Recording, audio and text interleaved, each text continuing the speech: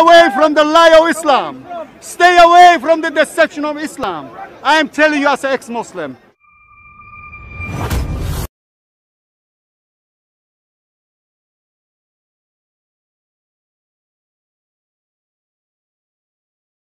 In this video, we are going to look at how Muhammad disobeyed the Quran by engaging in sexual activity with his wives during their monthly period. But stay tuned to the end, because after that, we are going to see that Muhammad had sex with a prepubescent 9-year-old girl. In Surah chapter 2, verses 222, we read this: "Keep away from women during their menstrual periods and do not approach them until they are clean again."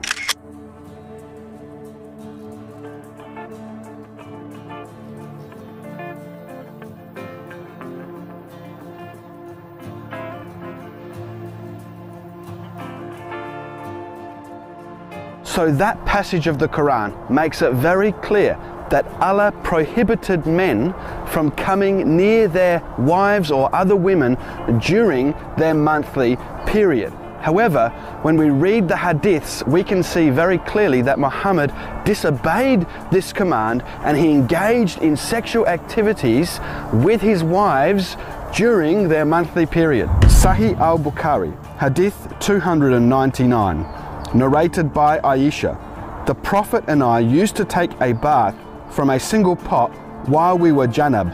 During my period, he used to order me to put on a dress below the waist and used to fondle me."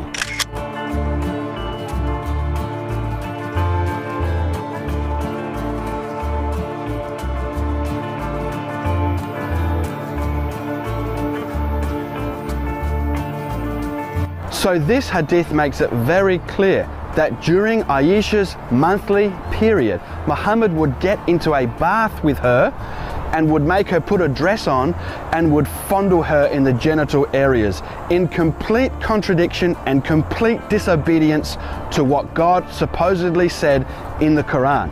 Now imagine this situation for a moment. Muhammad is in the bath with a woman who is having her monthly period. Can you imagine the blood in the bath? This is just disgusting. But there are many other hadiths which say the same thing. Let me read to you another hadith. Sahih al-Bukhari, hadith 302. Aisha said, "Whenever Allah's messenger wanted to fondle any one of us during her periods, he used to order her to put on a dress and start fondling her." Aisha added, "None of you could control his sexual desires as the Prophet could."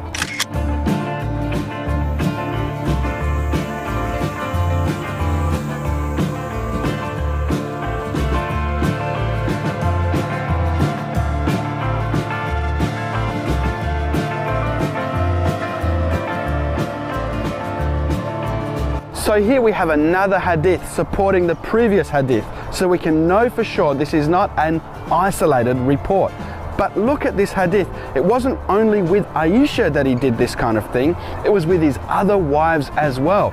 And apparently nobody could control their sexual desires like Muhammad could. Now let's be serious about this.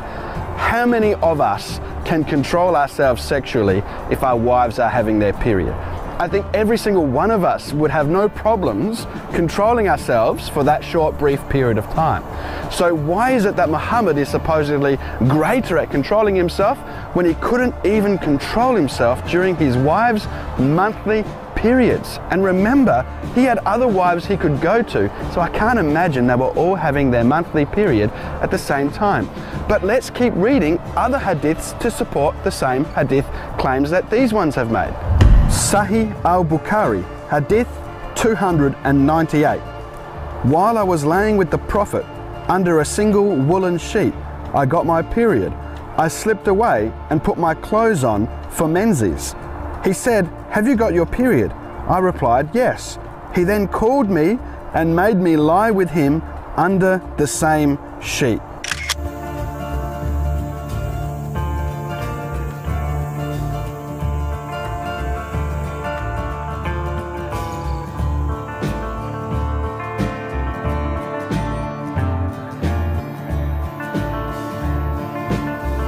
So here we have another hadith where Aisha is having her period and Muhammad knows about it.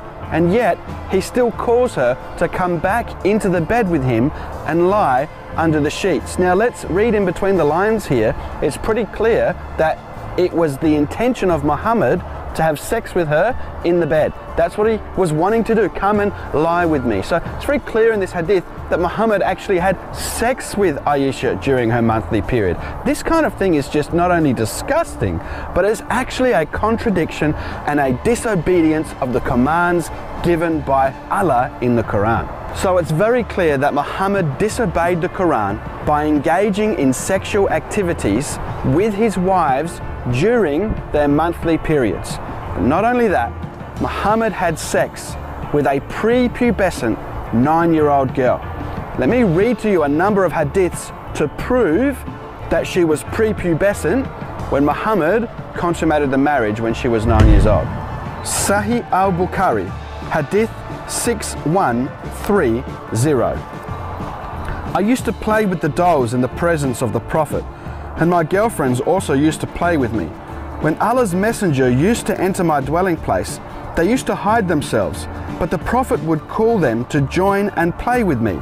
The playing with dolls and similar images is forbidden, but it was allowed for Aisha at that time, as she was a little girl not yet reached the age of puberty.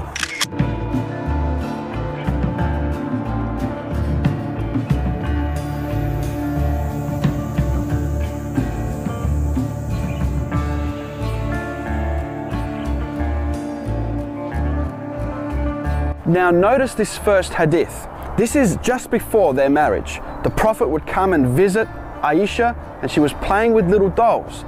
And the reason why she was playing with little dolls is because she was prepubescent. Otherwise, playing with dolls was forbidden in Islam. Now let me read to you another hadith, and you see that she was still playing with dolls at the time that the marriage was consummated. Sahih al-Bukhari, hadith 1422. Aisha, Allah be pleased with her, reported that Allah's apostle married her when she was 7 years old, and he was taken to his house as a bride when she was 9, and her dolls were with her.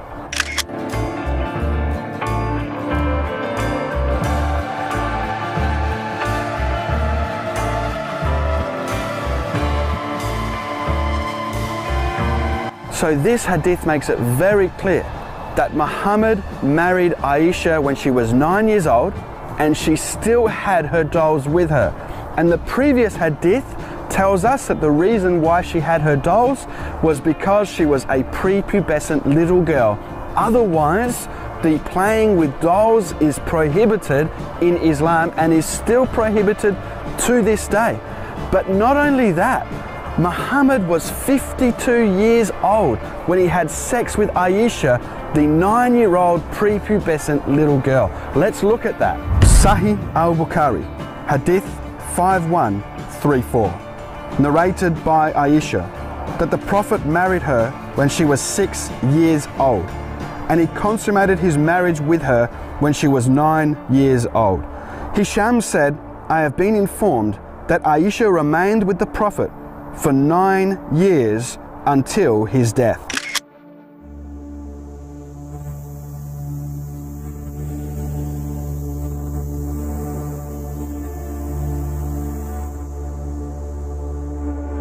Now Muhammad died at the age of 61, which means if Aisha was with him for 9 years after the marriage was consummated, he was 52 years old when he consummated his marriage with a prepubescent 9-year-old little girl.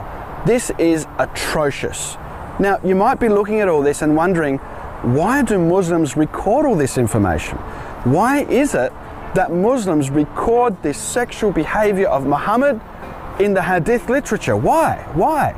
The reason why is because the Quran says that Muhammad is the perfect example for all people, and they use these hadiths to justify their own actions. If Muhammad did it, then it's okay for them to do it. Let me read to you this passage of the Quran. Surah 33, verse 21.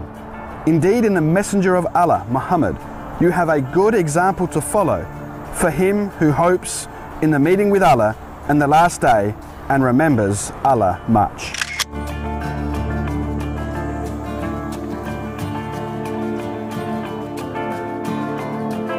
Can you imagine a 52-year-old man forcing himself onto a little 9-year-old girl who hasn't even had her period yet?